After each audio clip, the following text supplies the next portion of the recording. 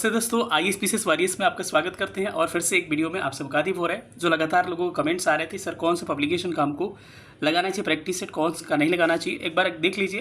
पहले ही आपको मैं बता दूं, ये वीडियो प्रमोटेड नहीं है और मेरा मकसद कहीं नहीं किसी पब्लिकेशन का प्रचार प्रसार करना नहीं, क्योंकि हर तरह के पब्लिकेशन की बात करेंगे। जहाँ पे कमी होगी उसकी कमी बताएंगे, जहाँ पे अच्छाई होगी अच्छाई बताएंगे और कैसे लगाएं प्रैक्टिस सेट इसके बारे में बात करेंगे। वीडियो जो है TRE 3.0 4.0 के अभ्यर्थियों के लिए है जो लगातार एग्जाम की तैयारी कर रहे हैं और TRE 3.0 के लिए काफ़ी नज़दीक एग्जाम है, 1 महीना समय बचा हुआ है। इसके अलावा TRE 4.1 के लिए सबसे अच्छी बात क्या है कि अभी से प्रैक्टिस सेट लगाइएगा तो आपको बहुत फायदा होने वाला है एग्जाम में। ठीक है, तो चलिए हम लोग इस सेशन में आगे बढ़ते हुए देखते हैं कि कौन कौन से प्रैक्टिस सेट हमको लगाना चाहिए, कौन सा लगाना चाहिए, कैसे लगाना चाहिए, कौन सी गलतियां हमको नहीं करना चाहिए। जो लोग नए हैं चैनल को सब्सक्राइब करेगा, पुराने लोग वीडियो को शेयर करिएगा और लाइक करिएगा अधिक से अधिक। चलिए स्टार्ट करते हैं। पहला पब्लिकेशन आपको दिख रहा होगा दोस्तों, जिसका नाम है KBC नैनो पब्लिकेशन, जिसके बारे में आप जानते हो कि बिहार का सबसे बड़ा पब्लिकेशन है KBC नैनो, और इसके बारे में कौन नहीं जानता है। ठीक है, इसकी खास बात क्या है कि ये बुक जो है KBC नैनो पब्लिकेशन का है, जहाँ पे मैं पढ़ाता हूँ द ऑफिसर्स क्लासेस TOC, वहाँ उसके द्वारा ये प्रकाशित की गई है। और KBC नैनो बड़ा पब्लिकेशन है, इसका नाम है। साथ में रजनी सर इसमें इन्वॉल्व है, आपको रजनी सर भी होंगे और बगल में कुछ देर के बाद से मैं अपना भी दिखा दूंगा, हम लोग के भी क्या है योगदान है इस बुक में प्रकाशित करने में। ठीक है, तो इसमें हमने पूरा अच्छा से इसमें क्वेश्चन आपको देखने को मिलेगा। इसकी खास बात क्या है, थोड़ा सा खास बात बता दूं। इसकी खास बात है कि मैथ रीजनिंग के जो प्रश्न है या फिर जो भी GS के प्रश्न आपके एकदम टू दी पॉइंट है, जैसे आपके एग्जाम में TRE 2, 3 या 1 में पूछा गया है। इसमें TRE 1 के, TRE 2 के और TRE 3 जो पेपर कैंसिल हुआ है, इसकी क्या है पेपर इसमें भी सॉल्यूशन अवेलेबल है। तो एक खास बात है कि TRE 3 के अधिकतर बुक में आपको नहीं मिलेंगे उसका सॉल्यूशन, लेकिन इसमें क्या है अवेलेबल है, इसको आपको ध्यान रखिएगा। ठीक है, बाकी रजनी सर के बारे में आप लोग जानते ही होंगे। यहाँ पर लिखा हुआ TRE 1, 2, 3 की क्या है सारे शिफ्ट के प्रश्न है, जो कैंसिल शिफ्ट था उसका भी आपको प्रश्न है। अब इस बुक की क्या खास बात है, क्या खास बात नहीं है, थोड़ा सा इस पर हम लोग अब इसमें आप मुझे भी देख सकते हैं, आप देख रहे होंगे, हम इसमें दिख रहे होंगे, रजनी सर भी है आपके, और यहाँ पर अमित सर जो है अमित सर भी दिख रहे होंगे। तो कहीं ना कहीं हम लोग का भी योगदान इस बुक में, और यहाँ पे बैचेज वगैरह भी चलते हैं जिसके बारे में आप अधिक जानकारी इंस्टीट्यूट से ले सकते हैं। बाकी मेरा कोई एडवर्टाइजमेंट का कोई पर्पस नहीं है। ये बुक मिलेगा कितना में भाई, मार्केट में 180 के आसपास, 170 से 180 रुपये में बुक मिल जा रहा है, लेकिन बस अभी पटना में ही अवेलेबल है, इसकी यही एक ड्रॉबैक है। लेकिन हम लोग बात करेंगे इसके बारे में कि क्या क्या हम लोग इसके बारे में और आगे कर सकते हैं। इसके अलावा ध्यान रखिएगा कि ये पुस्तक जो है, अगर किसी डिस्ट्रिक्ट में आप अलग रह रहे हैं तो किसी भी जिला में अगर मंगाना है तो अमेजोन के साइट से मंगा सकते हैं, लेकिन थोड़ा सा महंगा 225 के करीब में पड़ेगा। कोई बात नहीं, इतना इन्वेस्टमेंट आप कर ही सकते हैं। ठीक है, इसकी थोड़ा सा ड्रॉबैक क्या है कि बस ये PRT के लिए आ रहा है, 1 to 5 वाले ही इसको लगाइएगा, बस 1 to 5 के लिए क्या है बुक अवेलेबल है। 6 to 8 PGT TGT किसी के लिए अवेलेबल नहीं है। ठीक है, बाकी कहीं पे इसका आंसर छूट गए हैं, इसका थोड़ा सा एक ड्रॉबैक है, कोई बात नहीं, उतना चलता है चीज़ें। ठीक है, आप मैनेज कर सकते हैं, उतना आप समझदार हैं, हमारे अभ्यर्थी उतने समझदार हैं। ठीक है, अगला पब्लिकेशन को देखते हैं कि अगली पब्लिकेशन आपको दिख रही होगी स्क्रीन पे, जिसका नाम क्या है रुक्मिणी पब्लिकेशन।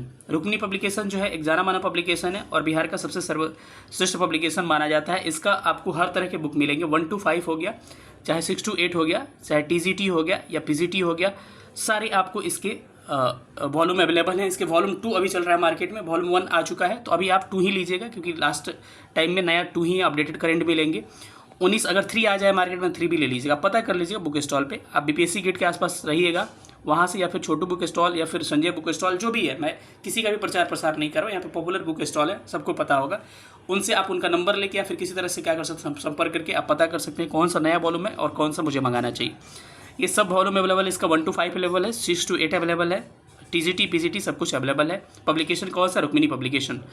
कहीं मेरा मकसद नहीं है, फिर से कह रहा हूँ, किसी पब्लिकेशन का प्रचार प्रसार करना, क्योंकि लेकिन ये बहुत अच्छी पब्लिकेशन आपके लिए बहुत फ़ायदेमंद हो सकता है, टू दी पैटर्न दिया रहा है। ठीक है, तो इसको आप ध्यान रख सकते हैं, सब लोग ले सकते हैं और हर सब्जेक्ट के लिए 6 to 8 के लिए अवेलेबल है और सारे लोगों के लिए अवेलेबल है, तो इसको आप ध्यान रख सकते हैं। तो मैंने क्या बताया, एक बताया था ऑफिसर्स क्लासेस वाला आपका KBC नैनो पब्लिकेशन का, और इसका रुक्मिणी का, 2 चीज़ हमने बताया।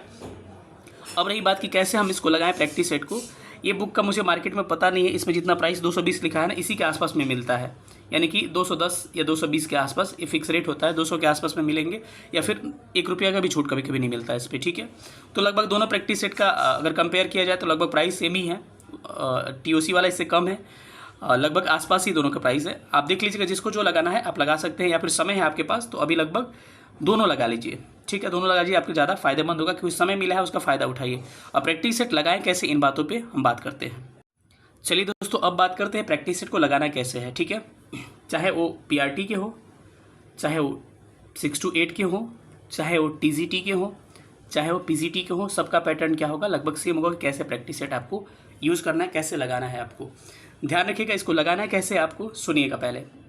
इसको क्या करिएगा, सबसे पहले जितने प्रश्न हैं 1 to 120 के आसपास प्रश्न को सॉल्व कर लीजिएगा।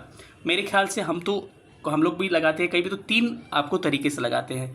पहला क्या हो गया, पहले राउंड में वो प्रश्न को करेंगे जिसमें हमको एकदम 100% क्या श्योर है। हो सकता है पहले राउंड में मुझे मात्र 60 प्रश्न या 50 प्रश्न भी मिले, ऐसे तो घबराना नहीं है। तो पहले राउंड में क्या करना है, पहले राउंड में उन प्रश्नों को सिलेक्ट करना है जो लगे कि आपको 100% एकदम आ रहे हैं, जिसमें बिल्कुल डाउट नहीं, उसमें भी 2-4 गलत होते हैं कोई बात नहीं है, लेकिन फिर भी 100% श्योर वाला ही क्या करेगा, उसको क्लिक करेगा। तो उस एक राउंड में हो सकता है 50 बने, 55 बने, 40 बने, डजेंट मैटर।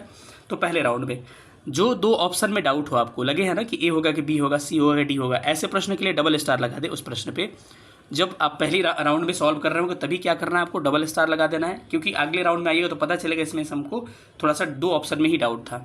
और दूसरे बार में आइएगा और जिस पे कोई बिल्कुल नहीं समझ हो या 3 में कोई डाउट नहीं हो तो क्या करिए, उस पर खाली छोड़ दीजिएगा। पहले राउंड में सही प्रश्न लगाने हैं, उसी राउंड में आपको डबल स्टार लगा देना जिसमें 2 ऑप्शन पे डाउट हो, और 2 ऑप्शन वाले को सॉल्व करिएगा तो उसमें एक बार दिमाग लगा के अच्छे से इसको सॉल्व कर सकते हैं। सेकंड राउंड पे जाने के बाद से लगभग 80 से 85 प्रश्न सॉल्व हो जाते हैं। इसके बाद से अंतिम में आपको 30 से 40 प्रश्न ऐसे बचते हैं जिसमें आपको या तो 3 ऑप्शन में समझ में नहीं आ रहा होगा या फिर कोई ऑप्शन ही समझ में नहीं आ रहा होगा। ऐसे प्रश्नों को क्या करना है, ऐसे प्रश्नों को आपको क्या करना है, एक बार इस पर विचार करना है, कुछ ट्रिक्स एंड टिप्स अप्लाई करना है कैसे कर सकते हैं, उसके बाद इसको सॉल्व करना है तो इसको सॉल्व कर सकते हैं। कुल मिला के आपका टारगेट क्या होना चाहिए, 90 से 100 का टारगेट होना चाहिए। कैसे सॉल्व करेगा, 3 स्टेप मैंने बताया सॉल्व करने का। पहला स्टेप क्या होगा, पहले स्टेप में सारे सही प्रश्न सॉल्व करना है। दूसरे स्टेप में क्या करना है, जो प्रश्न आपको लगता है कि हमको 2 ऑप्शन में डाउट है उसको सॉल्व करना है। तीसरे स्टेप में क्या करना है, या तो 3 ऑप्शन नहीं आ रहा है या 4 ऑप्शन में डाउट है उसको सॉल्व करना है। तो ये 3 स्टेज में आप प्रश्नों को सॉल्व करिएगा। अब हम थोड़ा सा देखते हैं कि अब इस सॉल्व करने के चक्कर में आपको क्या क्या चीज़ें और कर सकते हैं, इसको थोड़ा सा देख।